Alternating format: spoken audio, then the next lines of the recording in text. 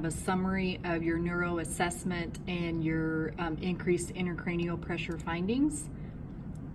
So objectives in between this and your play posit assignments is to describe the differences in between your Peds and your adult population, demonstrate assessment priorities of the neuro system, and then compare and contrast meningitis, Reye syndrome, pediatric head injury patients, Down syndrome.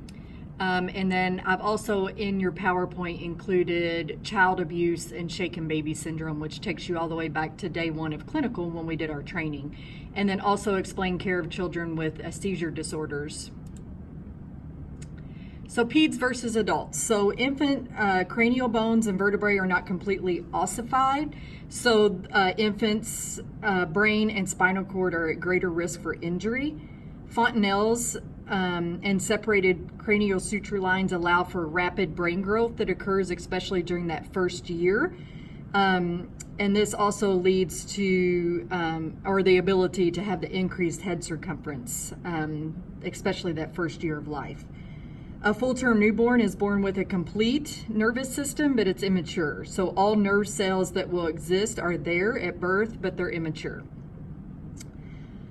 Myelination, which is the covering of the axons with myelin, is incomplete at birth. So the lack of the myelination is actually what makes the newborn reflexes appear. So once those axons get myelinated is when those newborn reflexes actually disappear.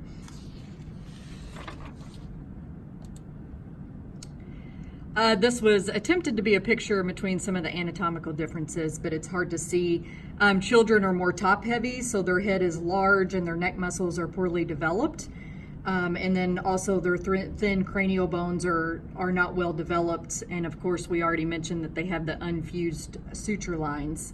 Those suture lines actually don't fuse completely until 12 years of age.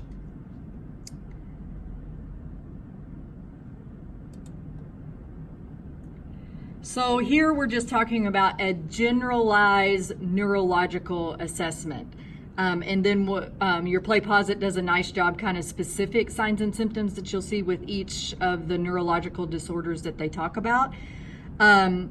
We can assess level of consciousness just by talking to your patient. Are they lethargic or hard to arouse, irritable? Are they easily consolable or hard to console? You can use a Glasgow Coma scale if you need a specific number to compare their neural status for like future assessments.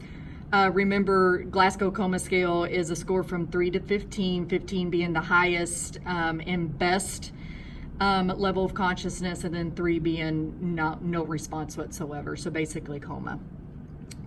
Assess cognitive function. So are their verbal skills appropriate? Can they tell you their name? Do they follow directions? And of course, you may be unable to assess that in an infant. You can assess cranial nerves, which I'll point you to chapter 2 on page 11 in your ATI. It talks about your cranial nerve assessments. Assess the skull. Can you palpate fontanelles? Are they bulging? And can you palpate suture line separation? And if so, is it like a widened gap as it was prior? So you're looking at a comparison there, because remember, those don't completely fuse until about 12 years of age.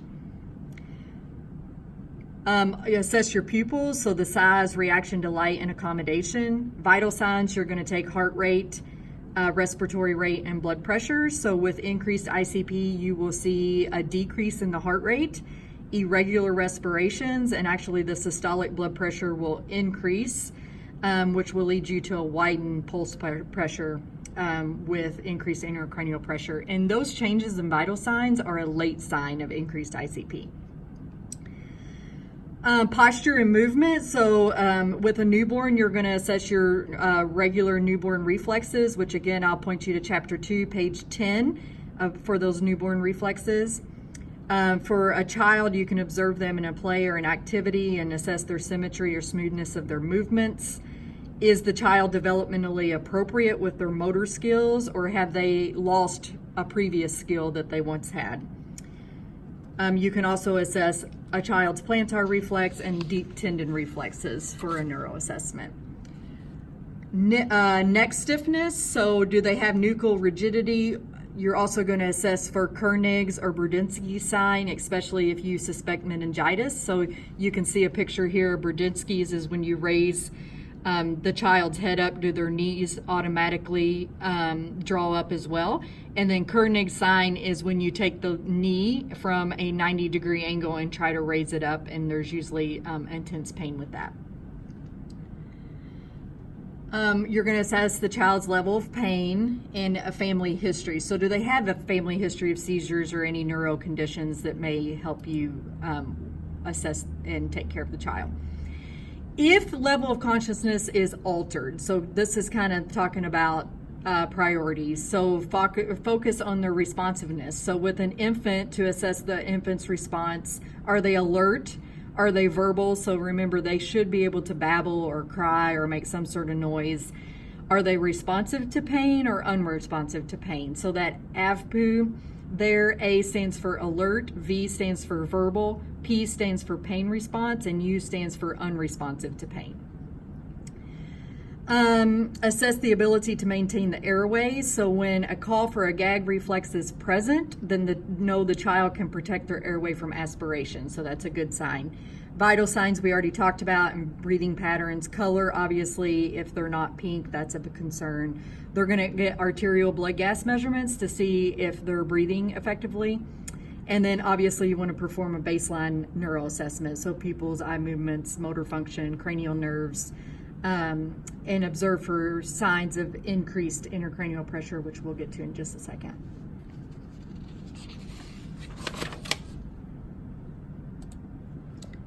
So signs of increased intracranial pressure. So you will see these signs and symptoms listed over and over for different neuro conditions. So anytime a neural condition might lead to increased intracranial pressure, you're going to see these same signs and symptoms. For example, neuro conditions such as meningitis, Reye's syndrome, head injury patients, and also something that we've talked about previously under musculoskeletal was spina bifida patients. So our spina bifida patients, they didn't drain their CSF as well, so they had, which led them to increased risk for hydrocephalus, where they had to put their shunt placement in. Also, when you're assessing your spina bifida patients that have shunts placed, these signs of increased intracranial pressure will tell us if the shunt has malfunctioned. So we're looking for these signs and symptoms all of the time throughout all of our neural conditions. So signs of increased intracranial pressure in infants, so the bulging intense fontanelles, you won't have that in your older children because their fontanelles are closed. Increased head circumference, again, because that head circumference increases so greatly over that first year that a head circumference increase is normal. However, if it's greater than 2 centimeters a month for the first 3 months, greater than 1 centimeter a month from 3 months to 6 months of age, or greater than 0.5 centimeter a month from 6 to 12 months of age, then that should be of concern.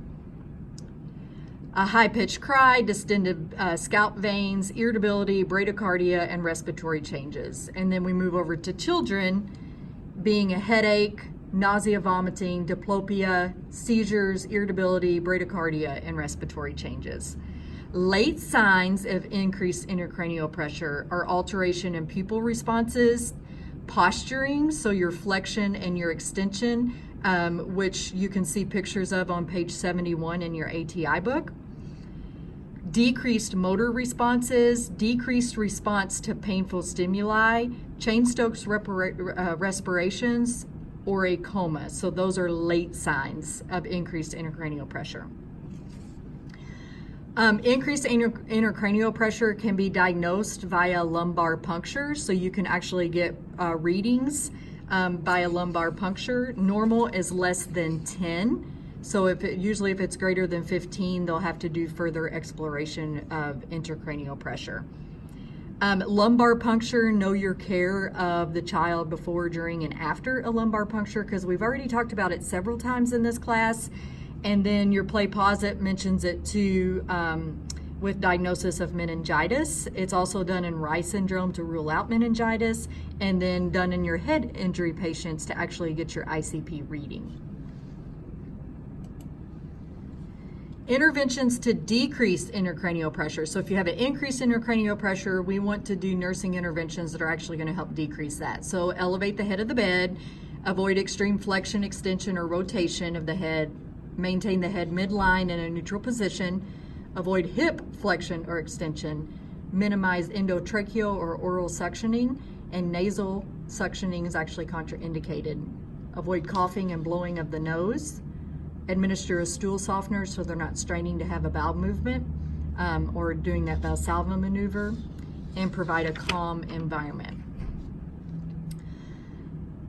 Your play posits do a good job with the meningitis, the Rye syndrome, and the head injury patients. In your PowerPoint that I will post also includes Down syndrome, child abuse, and shaken baby. Down syndrome is actually an ATI on page 77, which is kind of an awkward spot for it. It's the most common chromosomal abnormality, and it's a syndrome. So trisomy 21 is seen in 97% of the cases of Down syndrome. Know that Down syndrome comes with many other conditions such as congenital heart malformation, hypotonicity, dysfunction of the immune system, thyroid dysfunction, and leukemia. Know your expected findings. So what is your infant or your newborn that's born with Down syndrome going to look like? And all of those are listed on page 77. It's very important that you support the family once this diagnosis is made, and then when the baby's born, obviously support bonding, encourage them to hold, and maybe refer to a support group. And then client education and care for the child, and then look on page 78 as far as complications of Down syndrome. You'll want to read over those, and ATI does a pretty good job listing those, so I'll leave that to them.